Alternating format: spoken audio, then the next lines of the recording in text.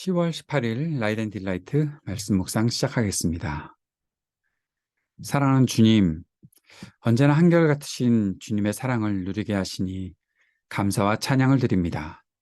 오늘도 주님의 말씀 앞에 섭니다. 주님을 사모하는 마음으로 말씀을 듣습니다.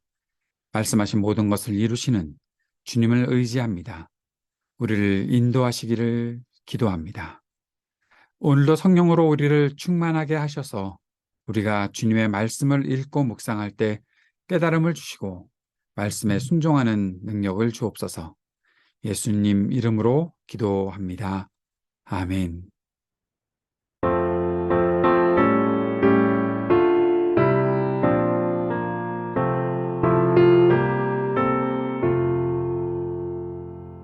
주님의 귀한 말씀은 내 발의 빛이요 목마른 사막 길에서 샘물과 같도다. 굶주린 나의 영혼을 만나로 먹이고 내 갈 길 밝게 비추니 그 말씀 귀하다.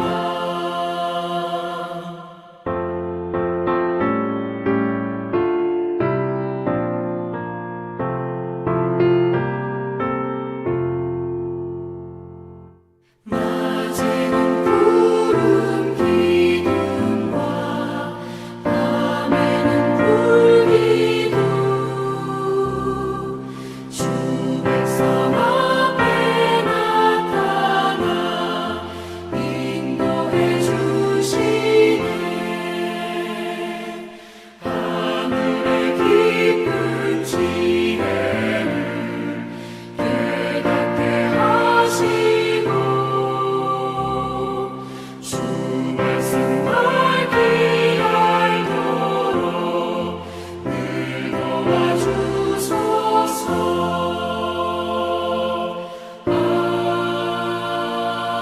아멘.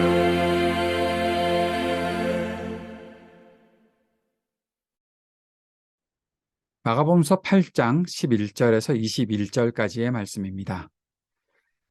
바리새파 사람들이 나와서는 예수에게 시비를 걸기 시작하였다. 그들은 예수를 시험하느라고 그에게 하늘로부터 내리는 표징을 요구하였다. 예수께서는 마음속으로 깊이 탄식하시고서 말씀하셨다. 어찌하여 이 세대가 표징을 요구하는가? 내가 진정으로 너에게 말한다. 이 세대는 아무 표징도 받지 못할 것이다. 그리고 예수께서는 그들을 떠나 다시 배를 타고 건너편으로 가셨다. 제자들이 빵을 가져오는 것을 잊었다. 그래서 그들이 탄 배 안에는 빵이 한 개밖에 없었다. 예수께서 제자들에게 경고하여 말씀하셨다. 너희는 주의하여라. 바리새파 사람의 누룩과 헤롯의 누룩을 조심하여라. 제자들은 서로 수군거리기를 우리에게 빵이 없어서 그러시는가 보다 하였다. 예수께서 이것을 아시고 말씀하셨다. 어찌하여 너희는 빵이 없는 것을 두고 수군거리느냐? 아직도 알지 못하고 깨닫지 못하느냐? 너희의 마음이 그렇게도 무디어 있느냐? 너희는 눈이 있어도 보지 못하고 귀가 있어도 듣지 못하느냐? 기억하지 못하느냐? 내가 빵 5개를 5,000명에게 떼어주었을 때 너희는 남은 빵 부스러기를 몇 광주리나 가득 거두었느냐? 그들이 그에게 대답하였다. 12광주리입니다. 빵 7개를 4,000명에게 떼어주었을 때에는 남은 부스러기를 몇 광주리나 가득 거두었느냐? 그들이 대답하였다. 7광주리입니다. 예수께서 그들에게 말씀하셨다. 너희가 아직도 깨닫지 못하느냐? 바리새파 사람들이 예수님께 시비를 걸었습니다. 예수님을 시험하고자 했습니다. 하늘로부터 내리는 표징을 보여주십시오라고 요구합니다. 이것은 예수님을 시험하기 위해서였죠. 예수님은 그들의 요청을 들으시면서 탄식하셨습니다. 그리고 이 세대는 아무 표징도 받지 못할 것이다 라고 말씀하셨습니다. 우리가 이미 복음서를 알고 있듯이 예수님은 하나님 나라 복음의 일을 시작하셨습니다. 그 가운데 수많은 표징들이 나타났죠. 듣지 못하는 사람이 듣게 되었습니다. 보지 못하는 사람이 보게 되었습니다. 더럽고 악한 귀신들이 사람에게서 쫓겨났습니다. 억눌린 사람들이, 고통받고 병들었던 사람들이 해방과 자유와 치유를 얻게 되었습니다. 이것이 표징이 아니고 무엇이겠습니까? 하나님 나라의 복음의 일들이 시작된 것 아닙니까? 이러한 일들을 이미 많은 사람들이 보았습니다. 들었습니다. 그런데 바리새파 사람들이 표징을 요구하고 있습니다. 그 이유는, 그 의도는 하나님 나라를 이해하고 받아들이려고 하는 것이 아니라 예수님께 시비를 걸려고 하기 때문이었던 것이죠. 그들의 의도가 분명히 다른 곳에 있었습니다. 예수님은 제자들에게 바리새파 사람의 누룩과 헤롯의 누룩을 조심하라고 말씀하셨습니다. 이 말씀을 하신 이유가 무엇입니까? 잘못된 빵에 대해서 말씀하신 것이 아니지요. 빵을 가져오지 않았으니 그것 때문에 그와 관련된 누룩을 말씀하신 것이 아니지요. 그것은 잘못된 하나님 나라의 관점을 주의하라고 말씀하셨던 것입니다. 예수님께 시비를 걸려고 하는 바리새파 사람들, 그리고 헤롯의 사람들, 그들은 하나님 나라를 이미 잘못 생각하고 있었고 잘못된 관점으로 하나님 말씀을 이해하고 있었습니다.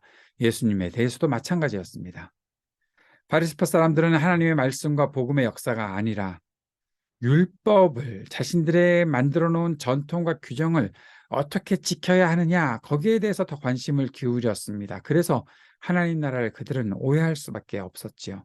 그래서 예수님은 그들의 누룩을 조심하라고 말씀하셨던 것입니다.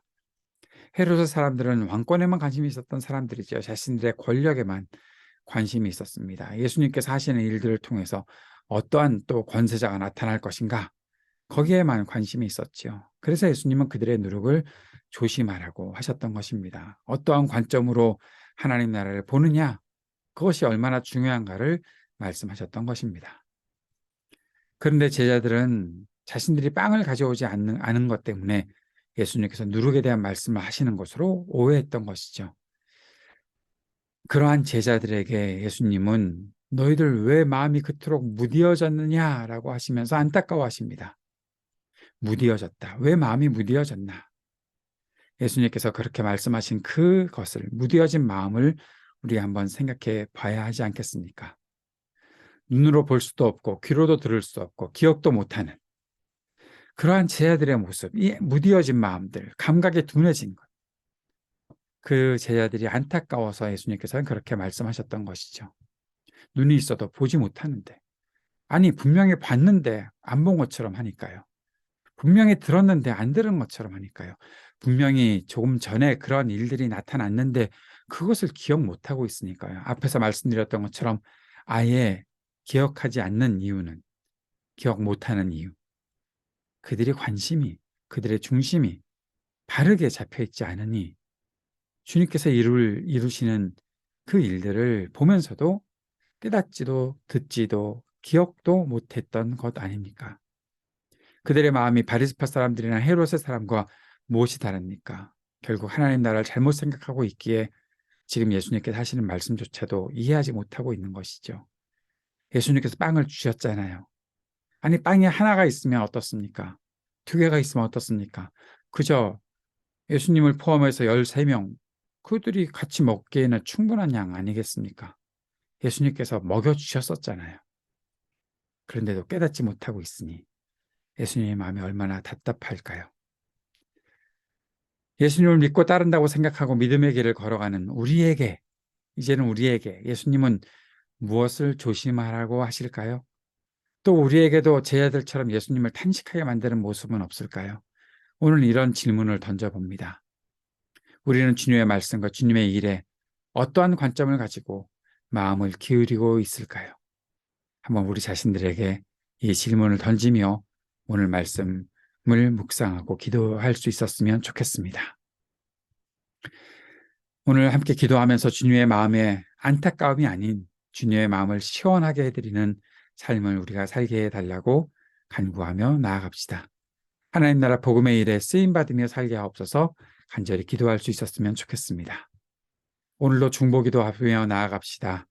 세상의 모든 전쟁을 그치게 해 주옵소서. 몸과 마음이 아픈 이들에게 치유의 은총을 베풀어 주시고 신음하는 지구와 우리의 삶의 터전에 희망이 있게 하옵소서. 청년들을 위해서, 노인들을 위해서, 소외된 이웃들을 위해서 함께 기도하고 우리 하이브리드 3.0 교회를 위해서도 기도해 주시기 바랍니다. 함께 기도드리겠습니다.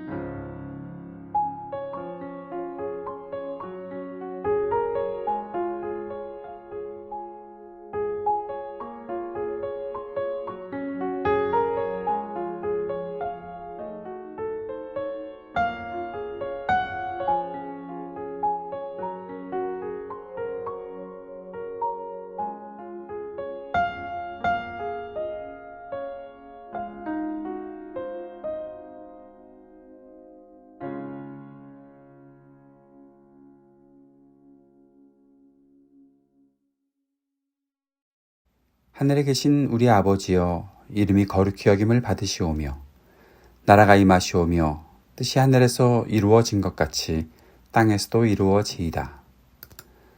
오늘 우리에게 일용할 양식을 주시옵고 우리가 우리에게 죄 지은 자를 사하여 준 것 같이 우리의 죄를 사하여 주시옵고 우리를 시험에 들게 하지 마시옵고 다만 악에서 구하시옵소서. 나라와 권세와 영광이 아버지께 영원히 있사옵나이다. 아멘.